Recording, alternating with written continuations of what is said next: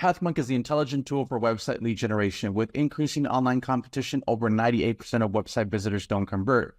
The ability to successfully show your value proposition and support visitors in their buying journey separates you from the competition online. Pathmonk qualifies and converts leads on your website by figuring out where they are in the buying journey and influencing them in key decision moments with relevant micro experiences like case studies, intro videos, and much more. Stay relevant to your visitors and increase conversions by 50%. Add Pathmonk to your website in seconds. Let the AI do all the work and get access to 50% more qualified leads while you keep doing marketing and sales as usual. Check us on pathmonk.com. Welcome to today's episode. Let's talk about today's guest. We have Greg from Grommet. How you doing today, Greg? I am fantastic, man. I'm really excited for this and looking forward to having some fun. Definitely. And we were talking a little bit before the show, it's exciting what you guys are doing. I'm glad, someone's out there doing what you guys are doing, but let's get what the listeners are tuning in for. In your own words, Greg, can you tell us a little bit more? Yeah, man, the Grommet is one of the largest product discovery platforms for new and emerging brands to connect with millions of shoppers. In those early days, we all know what it's like. We made our product. We're super excited about it. We just got 1,000 of them, 10,000 of them, sent over, and now they're sitting in our garage, and we're like, oh crap, what do we do now, right? Do we hire an expensive agency? Do we create content? Do we focus on it? Like whatever that it is, we want to be the place where you get your first sale, and not just your first sale, but your first 100 sales, your first 1,000 sales, and help brands in that 1 to 1,000 stage. And it's been incredible, man. Grommet's actually been around since 2008 and launched more than 3,000 products. And we just built a brand new platform last August that we're super proud of. We've launched more than 500 products since August of last year. We launched 20 products every week, and we've got a shopper community of more than 3 million people. And the best part, they love supporting independent makers. They love supporting the little guy. They love buying from you directly. They love not going to Amazon and just buying the knockoff, the ripoff that's cheaper. They want to support the person that put in the blood, sweat, and the tears to make that product. So that's Grommet, and we just absolutely love helping makers, inventors, and small business owners. Definitely. That's great to hear, right? And like you mentioned, right, there's two competitors, Amazon and you guys, but I think that, like you mentioned, supporting the guy that put in the blood, sweat, and tears, I think that's super important. And there's great products on here. I think I'm already looking at one for traveling, so it's great to see that. What would you say is a key problem that you saw for in this case, your clients? Yeah, I think in those early stages, right, when you're trying to get your product off the ground, we go to our family and friends first, right? We go on Facebook or whatever our social media choices. We're like, hey, I've launched my product, go buy it. And you're able to sell 10, 20, 100, units to the people in your community. But then it's that, what do I do next? And for many people, it's looking into like paid media. Paid media is hard, right? Like Facebook will take your money. They are happy to take your money. Google is happy to take your money, but it's very difficult for some of these brands to get that initial traction. And we wanted to build a community that could help these brands go from undiscovered to unstoppable, to create that initial momentum. The other big problem that we saw in the marketplace was that every marketplace that's out there that is trying to help brands and gets them sales, they own the customer. And we believe that for a business to really grow and thrive right now, you have to own the relationship with your customer, right? How are you going to remarket to them? How are you going to sell them another product? When it's gift giving season, how do you say, hey, you love their product, why don't you buy one for a friend? That's how we believe that makers are really going to thrive right now, is by owning their own customers. And so when we built the platform, we built it with those two things in mind. How do we level the playing field so that whether you're a big brand or a mom and pop with $0 in the bank, maxed out credit cards, how can you both have the same opportunity to get in front of shoppers? And two, how do we actually send those shoppers back to you to purchase? And so those are the big holes we saw in the marketplace that we wanted to solve when we really rebuilt Grommet from the ground up. And really, really proud of what we built. And as you said, like when you go to Grommet right now, like the top products that you see right now are, you're not seeing LG and Apple, and like you're seeing small little mom and pops that, had this crazy idea. Hey, I want to build this thing. And now they're rising to the top, getting thousands of upvotes. The community is making them rise to the top, and they're on their path to becoming unstoppable. Definitely some great stuff from you guys. So then, who would you be your ideal ICP then? It would be that first step, that person that dreams and starting to brand, or what would you say is there a vertical that you guys go for there at Yeah, I love that. So we kind of have two of those because we are a conduit between shoppers and the brands, right? So the shopper side, Over the last 16 years that Grommet's been around, it's really catered to that 45, 50 plus affluent female who is buying for themselves, they're buying for their husband, they're buying for their kids, and they're buying for their parents, right? A lot of buying power with those folks. And so it doesn't mean like we have a lot of men that shop on our site too. We got a lot of teens and grandpas, but like it's that who is the head of the household that's buying for themselves and then gifts for everyone around them. And that's the shopper side. And, on the brand side, which is the side that I play on every day, it is someone that's creating something that's new, that's unique, that is useful, that solves a problem in the marketplace. We want to stay away from these brands that are just, I'm just going to, get this cup from China. I'm going to put a sticker on it and I'm going to call myself, a brand. Like that's not what we stand for. We really want somebody who has put their blood, sweat, and tears into this, who has a maker story, who maybe someone got sick in their family and they discovered this amazing thing that improved their health and they went out and they couldn't find a solution. So they made it themselves. Like that's who we want to work with. It's all consumer driven. So, we have stuff that is crazy. We had a camper on the site that turns any truck into a camper. It was like $3,000 and they're making sales on the Grommet. And then we've got these really cool, like it's a necklace shortener. Like think about it. It's your wedding day. Your grandma gave you this cool necklace, but it goes down to your belly button. Like you don't want to, like if you're a female, you don't want a necklace that long. It just shortens the necklace. It's like $10. And we sell anything and everything in between, from home to kitchen to travel to outdoor to, anything that consumers will purchase, we look for, but it's got to be unique. It's got to be useful and it's got to solve a problem. Definitely great to hear that from you. So how would somebody typically find out about you guys? What's a top line acquisition channel for you? Yeah, I think our number one strategy on the brand side is, you and I were talking this right before we went live, is we do both inbound and outbound. And I think a healthy mix of both is very important for businesses today, because I believe long-term inbound is what we all want, right? Like we all want people to see a podcast like this. Like the reason we take the time to do stuff like this is there's going to be a brand listening to this. It's like, yo, Grommet, that sounds amazing. And that's an amazing acquisition for us, because you're coming in already excited to be a part of Grommet, right? But then there's outbound, right? When you're building this initial traction, or we just see something that's really cool, we think we should be on Grommet. We have a team that goes out there and that's what they do all day, every day, is they're product scouting and they're reaching out to these brands and bringing them into our funnel. There's very, very light requirements for us. Like I mentioned, it's the product has to be new, unique, useful, solves a problem. You've got to be on Shopify, and you can't be in a prohibitive category. If you meet those requirements, like we want to get you launched on Grommet. And so, yeah, I think a healthy mix of inbound and outbound. Inbound for us right now, content is like the top of the key, right? Like we are creating content every day for all the short form platforms, your TikToks, your Instagrams, your YouTube shorts. We're creating long form, mostly on YouTube and a big SEO strategy there, like to generate brands. And then also like using what this has been my strategy I've done for over 20 years, is other people's media, getting on other people's podcasts, doing webinars to other people's groups and communities, speaking at events that other people that brought hundreds of people into a room. How do I get on stage there? We were just at CES and like being at these live events, and like, how do we leverage other people's audiences? Other people have already built it, right? They've built these communities. How do we add so much value to them that they want us to be there, and their audience is happy that we're there? So yeah, healthy mix of inbound and outbound. Definitely awesome to share that from you guys. So I am here on the website, so that way our listeners could check you guys out. It's thegrommet.com. What role does the website then play for both, right? As a brand and for shoppers?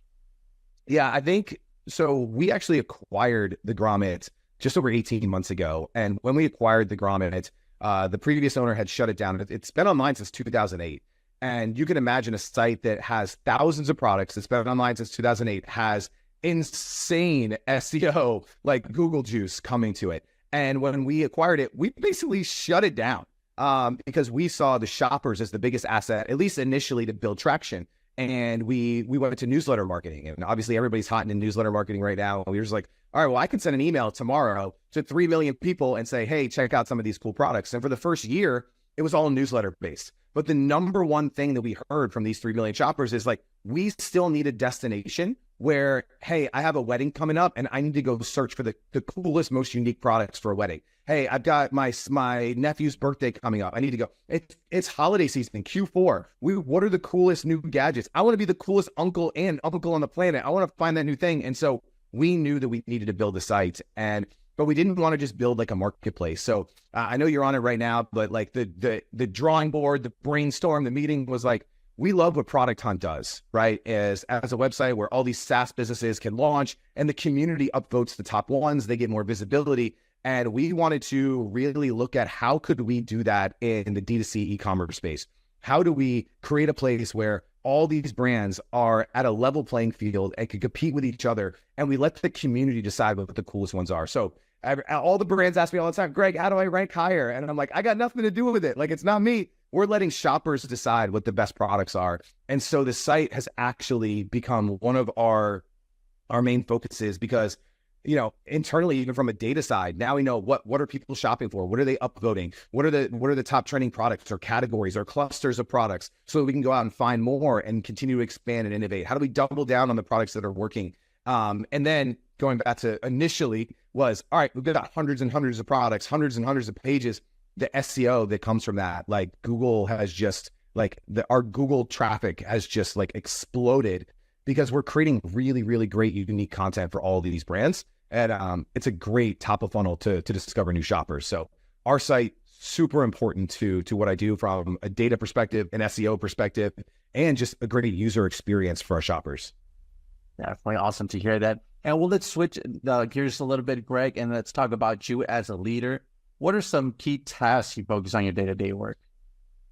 So currently, like I sit as the director of growth. And so I literally sit and just think all day about how can we 10X what we're doing now, right? If we have 500 brands, how do I get to 5,000 brands? And I learned this a long time ago. I'm talking a lot about this lately. There's a guy by the name of Peter Diamandis, wrote some incredible books called Abundance and Bold.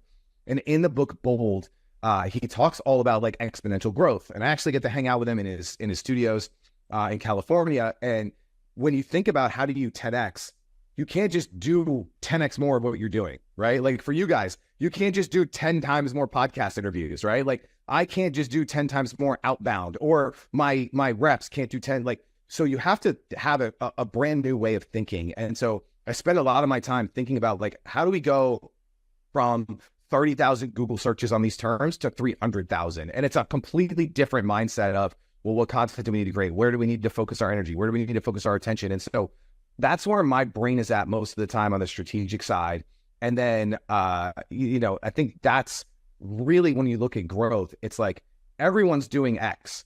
Either should I be doing that or should I run and look the other way? Like we've doubled down on long form content instead of short form content. We do an hour-long live show every single Friday, live video for an hour. And you know, YouTube is recognizing that and they're favoring it for us because it goes against the grain, but it's what they want. They want people sitting on their platform longer. And so we just we try to look through this lens, or I try to look through this lens differently of like, what can I do? What are the highest leverage points that I can do that is going to get us to exponential growth? Because I don't want to go from 500 brands to 550 brands. That's only going to give me 2 weeks, right? 2 to 3 weeks. How do I get to 5,000 brands? How do I get to 50,000 brands? And it warps the way that you think. So I spend most of my time in that mode of thinking, and I have an incredible team that gets to execute, you know, the vision that we have. And I'm the one, you ask anybody on my team, like I get my hands dirty every day. I'm like, hey, we got to tinker something. Hey, we got to build a landing page. Hey, like something's wrong with the YouTube title. Like I'm not too cool for school to go in and make things work, because I believe in this product, like more like the mission, the vision behind what it is that we do. And we're willing to do whatever it takes to, we say it all the time. We don't want to be good. We want to be great. We don't want to be the team that gets into the playoffs at 9-8 and we're happy to be in the playoffs. No, we want to win the whole freaking thing. And, you know, that's the mentality that I have as a leader and that I instill to the team that we have as well. That's awesome to hear from you, Greg, because that's the mentality. I mean, being an athlete, right? No one's ever, that you mentioned right perfectly at the end. Yeah, we make the playoffs with an 8-9. Are you really making the playoffs, or is it just kind of like a bonus, right? Kind of like, all right, well, I'm going to get my incentive, right? No, I want to win the whole thing. So definitely, that's awesome to hear from you, Greg. But let's jump into our next section here, Greg, which is our rapid fire question round. So you ready for them? Oh man, fire away. Awesome. Well, first up, what is the last book that you read? Can't be The Abundance of Gold, though. Oh man, I love those books. But right now, 5 a.m. Club, Robin Sharma, I've read it twice now. Just love the way that he sets your day up for like just ultimate success. Robin Sharma is one of my favorite authors in the personal development space of all time. All right, awesome, great read there. Next is, what is one single thing that your company is focused on at the moment the most? Right now, it is this idea of go fast. Like, go fast, adapt, and go fast. Like, stop waiting for permission. Like, if we want to grow with the way that we want to grow, we got to just go. And so this is our year of like exponential growth. And it's what I'm focused on and my whole team is focused on this year. All right, awesome. Now, if there would be no boundaries in technology, but what would be that one thing that you want to have fixed for your role as a marketer today? Freaking dashboards, man. Dashboards. Like, I mean, we're all of us, right? We're cobbling like 400 things together, and then like you're looking in one place for one thing, one place for another thing, one place for another thing, and you never can seem to find what you're looking for. Definitely, I would say the same thing, right? Next is, if there would be is there one repetitive task that you could automate, what would that be?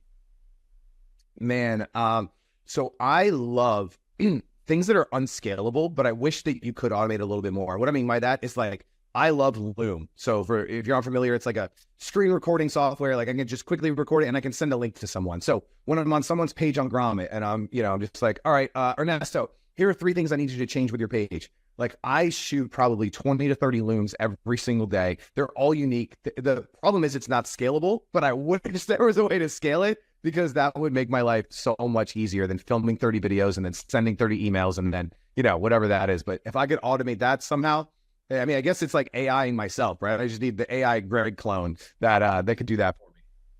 Definitely. All right, awesome. And well, lastly, Greg, what is one piece of advice that you would give yourself if you were to restart your journey as a marketer today? Yeah, the hardest one that is still hard for me to understand is focus, because marketers have so many tools at their disposal and they all look cool. And you go on like Twitter and you see all these people doing these cool techniques and these cool strategies, these cool tactics. And you're just like, damn, I want to do them all. And you can't. And you have to laser focus on, what are the 1, 2, 3 levers that I can really pull that's going to get myself results, instead of 20 things that are all kind of half cobbled together. I think it's focus. And I think so many people try to do too much and they end up spinning wheels and not getting anywhere. Where if you would just hyper focus on the 1, 2 things, I think most businesses and most leaders would be much further, much faster. And I still need to learn that myself, man. I'm still not perfect by any stretch. No, but definitely some great advice, right? I think for everybody out there, that focus is really important. So great that you mentioned it, right? Without that fear of like, oh no, he's a director of growth and he's made it growth. Like, it's still, something that just because you probably worked on it, you can always master it, right? So great stuff. Thank you so much, Greg. Well, Greg, thanks a lot for being on the show with us today. I do want to give you the last word. If someone forgets everything about the interview today, what is that one thing they should remember about your company? Man, product discovery. If you want to go from undiscovered to unstoppable, especially in those early growth stages, come to Grommet, hang out with me, and let's put you in front of millions of shoppers. I love it, man. Thank you so much for asking that question. That's I just love helping these folks every day. Definitely. Well, you can check them out. Like I mentioned, you can check them out at thegrommet.com. Discover what's new, right? Thank you so much, Greg, for being on with us today. To our listeners, thank you so much for tuning in and looking forward to our next episode at PathMonk Presents. Thanks a lot, Greg. Thanks, guys.